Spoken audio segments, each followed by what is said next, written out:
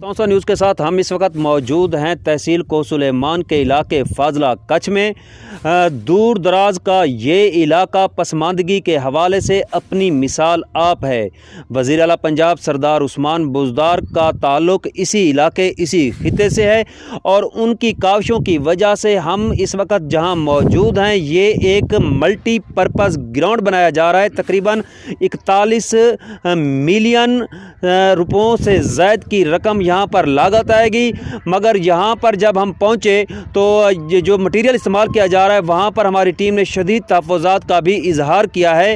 हमारे कैमरामैन काजी ज़ियाउल हक अगर आपको ये दिखा सकें कि किस किस्म का मटीरियल इस्तेमाल किया जा रहा है और किस किस्म की यहाँ पर इमारत खड़ी की जा रही है। काजी साहब आप ज़रा ये दिखाइएगा, ये इमारत और ये मटीरियल जो इस्तेमाल किया जा रहा है किस किस्म का है।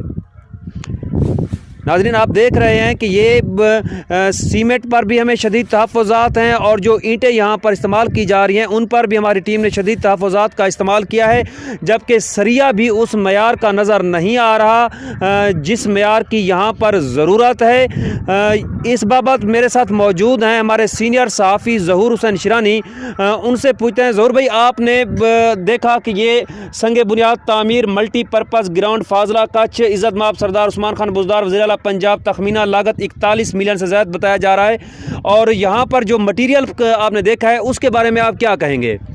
जी बिस्मिल्लाहिर्रहमानिर्रहीम। सोहेल भाई, यहाँ पर सरदार उस्मान अहमद खान बुज़दार के हवाले से अगर बात की जाए तो यहाँ पे वो अपने इलाके में ट्राइबल एरिया में बहुत ज़्यादा काम कर रहे हैं और यहाँ पे बजट भी दे रहे हैं, लेकिन यहाँ की इंतज़ामिया जो है ना उनकी नाअहली की वजह से यहाँ पे जो हम मटेरियल देख रहे हैं यहाँ पे ईंट का मटेरियल है।